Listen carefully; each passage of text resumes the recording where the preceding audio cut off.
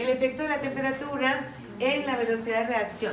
La temperatura sabemos que aporta también una energía, aporta la energía necesaria para que los choques se hagan de manera más eficiente y más frecuente. Es decir, chocarán con más fuerza, pero además con más frecuencia porque tiene mayor energía disponible. Miren, por ejemplo, en esta gráfica. Aquí está la gráfica de cómo transcurre la reacción a temperatura 1 y miren, en el caso de la temperatura 2, ¿sí? Si la temperatura 2 es mayor que la temperatura 1, miren cómo el rango en el que las moléculas alcanzan a cambiar es mucho más amplio. Eso quiere decir que efectivamente la temperatura tiene un efecto favorable en general en relación con la velocidad de reacción. Okay. Este efecto de la temperatura también se le hace todo un manejo. Lo estudió bastante bien Arrhenius y logró encontrar la relación que había con esto, encontrando fundamentalmente la relación que tiene la constante con la temperatura. Entonces aparece la primera expresión que es muy importante acá, y es que la constante entonces de la constante específica de velocidad corresponderá a, que es el factor de colisiones, las colisiones que ocurren, ¿sí?, por el número de Euler elevado a la menos energía de activación sobre R por T. Esta R a la que se refiere en este caso la ecuación de Arrhenius es la constante cinética de los gases. El valor de la constante cinética de los gases, que no es más que la misma R que conocemos. Entonces tengo que PV es igual a N por RT, ¿sí?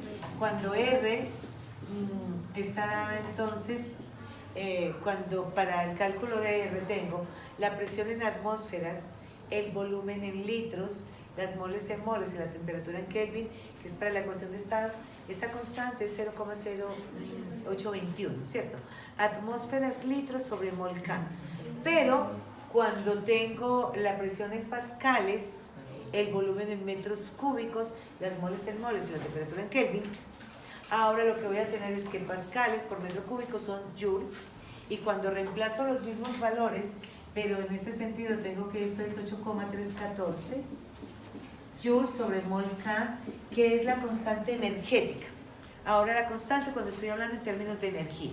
Y como aquí lo que me interesa la energía, efectivamente lo que tenemos es que a partir de la expresión de Arrhenius, si se halla el logaritmo natural de esta constante y se ajusta esta expresión, entonces tenemos realmente que correspondería a Y, que es igual a mx más b.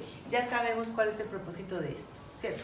Entonces yo puedo graficar en Y el logaritmo natural de la constante respecto a R, en la que la pendiente corresponderá a la menos energía de activación sobre la temperatura tiene que estar definida por X, que en X entonces estaría graficando el inverso de la temperatura y el intercepto que corresponde a B, ¿cierto?, que sería el logaritmo natural de la concentración de A. Ahora, a partir de esto, quizás lo más importante, está bien, aquí podemos determinar por método gráfico energía de activación, porque la energía de activación la calculo igual, con la pendiente, grafico la temperatura y grafico esa concentración, y de esa manera puedo hallar la energía de activación por método gráfico como lo aplicamos con la anterior.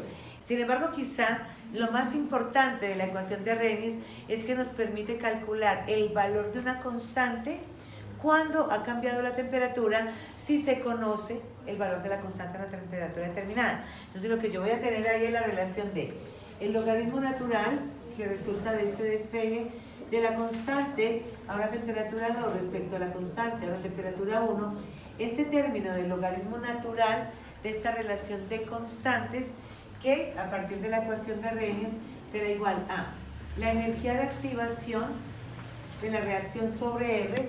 Muchas veces el dato de energía de activación se conoce, nos los dan como uno de los datos del ejercicio, o si tenemos todos los otros datos podemos calcular a partir de ahí por despeje la energía de activación. Energía de activación más el inverso de la temperatura 1 menos el inverso de la temperatura 2. Perdón, aquí no es más, esto es por. Ok, entonces ya tengo la ecuación de Arrhenius, logaritmo natural de la constante 2 respecto a la constante 1, que será igual a la energía de activación sobre R cinética, por el inverso de la temperatura 1 menos el inverso de la temperatura 2. No, en realidad no puedo cambiar la concentración y la temperatura al tiempo. Es decir, tengo una misma reacción que la estoy corriendo a una temperatura. La temperatura, en cualquier caso, en términos de la ecuación de Arrhenius, ya vamos a terminar. En términos de la ecuación de Arrhenius, la temperatura está dada en Kelvin. Recuerden que la escala Kelvin es una escala diseñada específicamente para trabajar en toda esta parte termodinámica, porque no tiene valores negativos. De esta manera se puede hacer todo el trabajo matemático ahí. La misma reacción en la que se tiene el valor de la constante que se ha determinado experimentalmente a una temperatura. La constante 1 es el valor de la constante a la temperatura 1 y la constante 2 es el valor de la constante a la temperatura 2. Recuerden que el valor de la constante cambia con la temperatura. Entonces, si yo estoy llevando a cabo una reacción, por ejemplo, a 30 grados centígrados, calculo la constante y uso esa constante cada vez que estoy trabajando, pero si en otro momento quiero hacer la reacción a 60 grados o a 80 grados o a 100 grados, pues puedo calcular, si conozco la energía de activación de la reacción, puedo calcular cuál es el valor de esa constante, por lo menos en teoría, a esa temperatura, ¿sí? Entonces, en realidad lo que permite no es variar concentración y temperatura al tiempo, sino realizar la misma reacción a otra temperatura y poder calcular a partir de ahí el valor de esa constante. Ok, en este tenemos un ejemplo, dice, ¿cuál es el valor de la energía de activación para una reacción? Si se duplica la constante de velocidad, se duplica cuando la temperatura aumente de 15 a 25 grados. Lo primero que tenemos que hacer entonces es expresar esta temperatura en Kelvin y reemplazaríamos, en este caso tenemos la constante 2, ¿sí? La constante 2 dice que tenemos entonces los datos acá. La temperatura 1, ¿sí? Que sería 288 Kelvin, la temperatura 2, que serían 298 Kelvin, reemplazando estos datos, el valor de R, que es una constante, esta es fija, y a partir de ahí, si relacionamos estas constantes, el valor de estas constantes en relación con R, y calculamos a partir del inverso de la temperatura, podemos hallar la energía de activación. Simplemente reemplazamos esos valores y ya. Como en este caso no nos están dando las constantes de velocidad, entonces yo puedo utilizar fácilmente, puedo reemplazar en esto y decir que la constante en 2 es 2 veces la constante en 1. Y de esa manera resolver este tema de este logaritmo para poder hallar la energía de activación. Entonces, cuando tú tienes estos términos, por ejemplo, esto, ¿cómo se resolvería? Que regularmente no lo hace uno en el tablero, pero diríamos acá que esto nos da un valor determinado. Vamos a suponer que esto nos dé el 0,01, por ejemplo, ¿sí? Para poder resolver este tema, si tengo aquí el logaritmo natural de la constante 2 respecto a la constante 1, tengo que resolver el logaritmo antes de separar estos términos, porque yo de estas constantes conozco una, no conozco la otra. Entonces, como conozco una, va a pasar efectivamente aquí a multiplicar, pero primero tengo que resolver el logaritmo natural. Para resolver el logaritmo natural, entonces saco Euler en ambos lados de la ecuación. Digo que saco Euler en ambos lados aquí.